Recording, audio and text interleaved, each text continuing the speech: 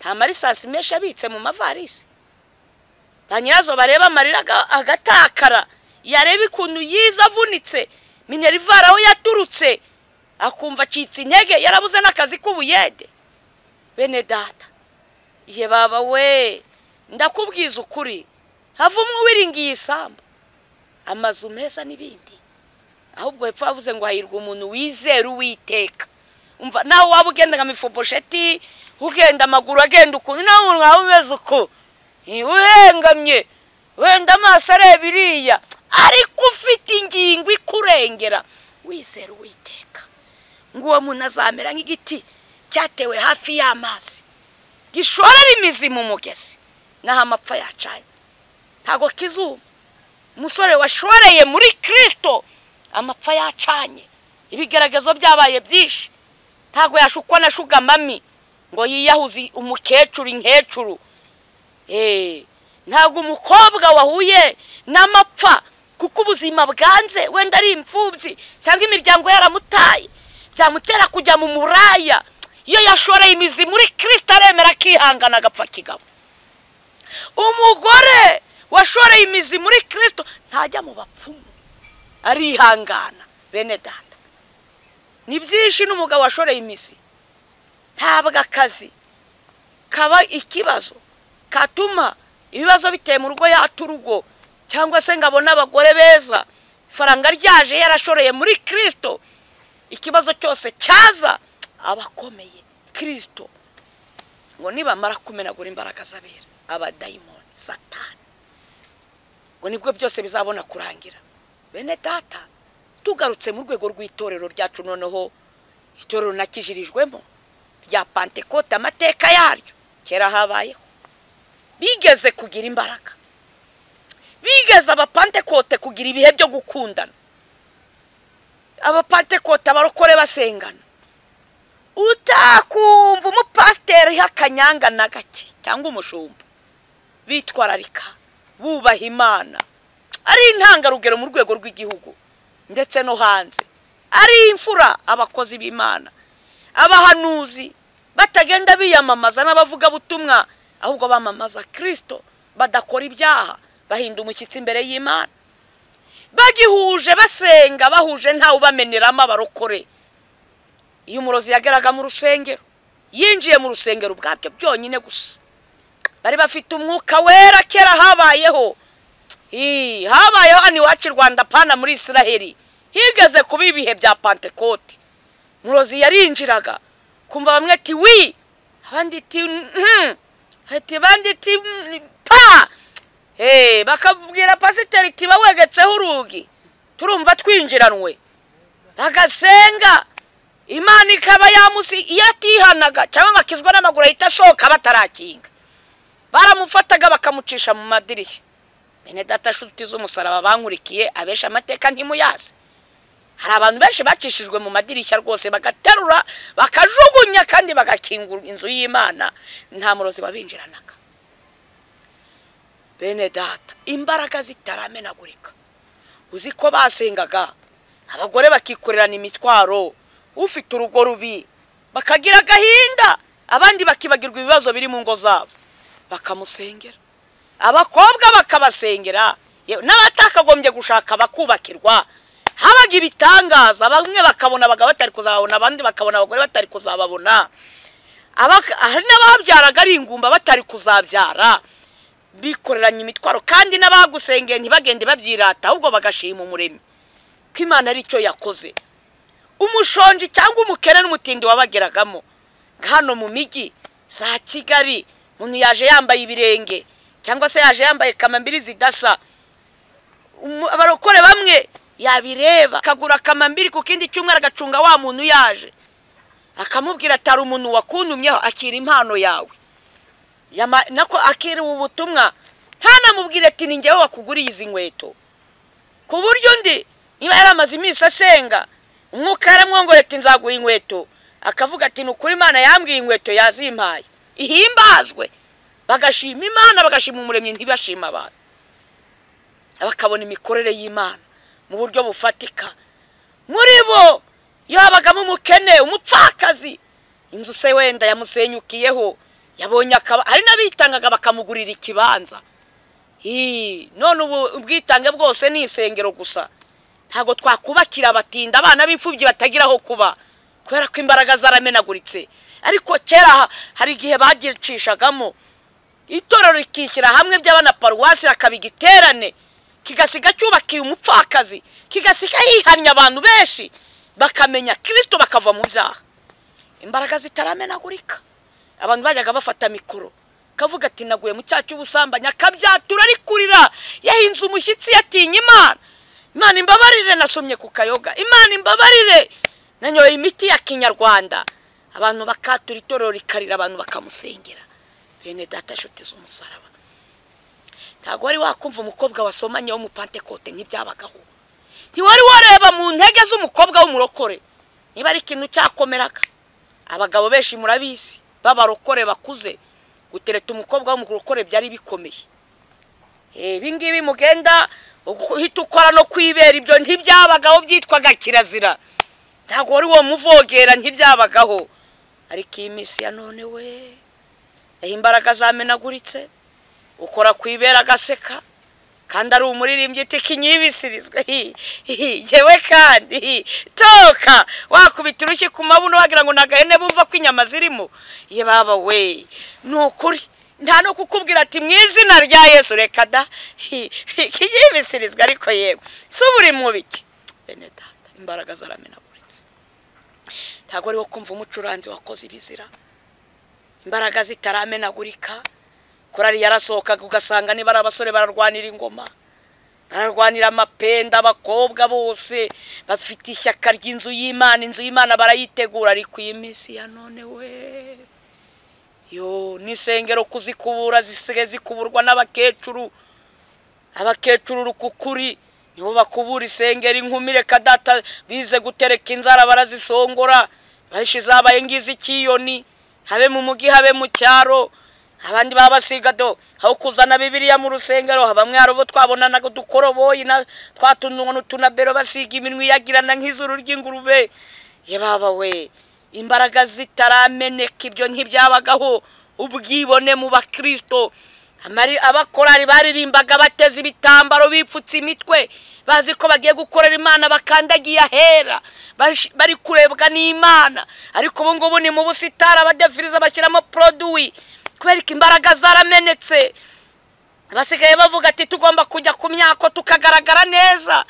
Hari n'ikintu nakuboneye, udukobwa twiza twose, utwinzobe, cyo bita abana bahiye ibyuki, hafi aho ngaho bene abo niba ujya kureba ugasanga nibo bari ku murongo w'imbere. Naho yaba atararepese apfa kuba ari agakobwa keza, uhengamye iminwa, barebe mirari inyuma, abo babashyira ku ntebe y'inyuma. Naho yagira ijwi ryiza gute ntibamushyira imbere. Cyakoze bamusangishayo mikoro ariko ntibamushyire imbere. Kubera iki? Abenshi dusigaye tureba inyuma. Babagore buzuye ubwibone, babagore baratimye bose imbere. Nuko imbaraga nizimara kumenagurika, ngibyo byose bizahera ko birangire.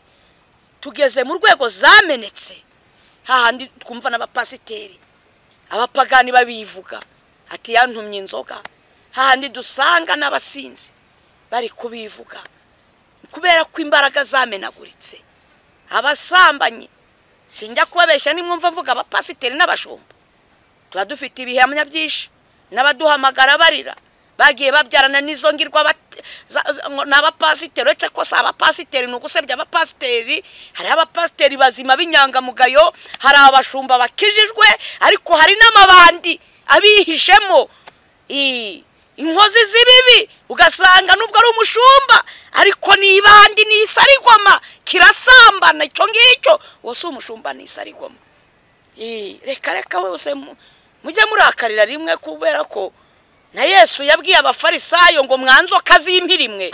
Yohana umubatiza nawe aravuga ngo mwabana bishiramwe. Nuko yabonaga ari abana bishira.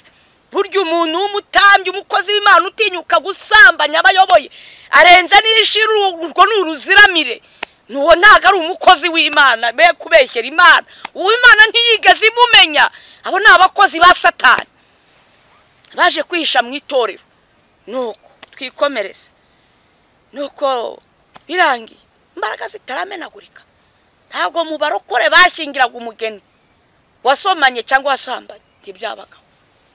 Ariko iyi minsi ya none hagezweho icyaha cyitwa avance, gutanga avance. Ariyo mpamvu mubona ingo ziri gusenyagurika. Abenshi zatangijwe amabuye y'ubusambanyi, zubakiye ku rufatiro rwitwa gusambana. Ariyo mpamvu abagore n'abagabo nta kwizerana guhari.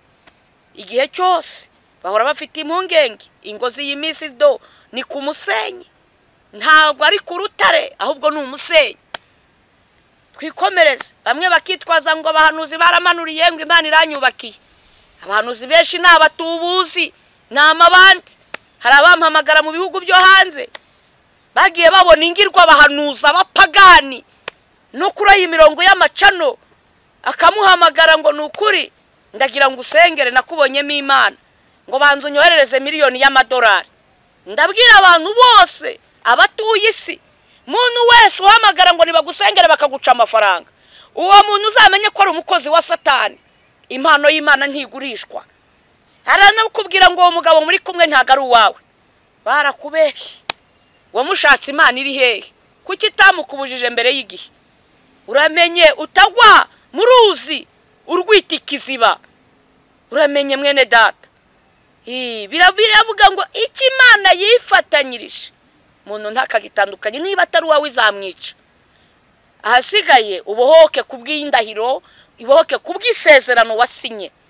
Nuko ariko niba hariho iyo ndahiro, hariho iryo sezerano, uzakubwira ko atari wawe, uwo ni umukozi wa Satani rwose. Kubivuga ntago naba mbeshye.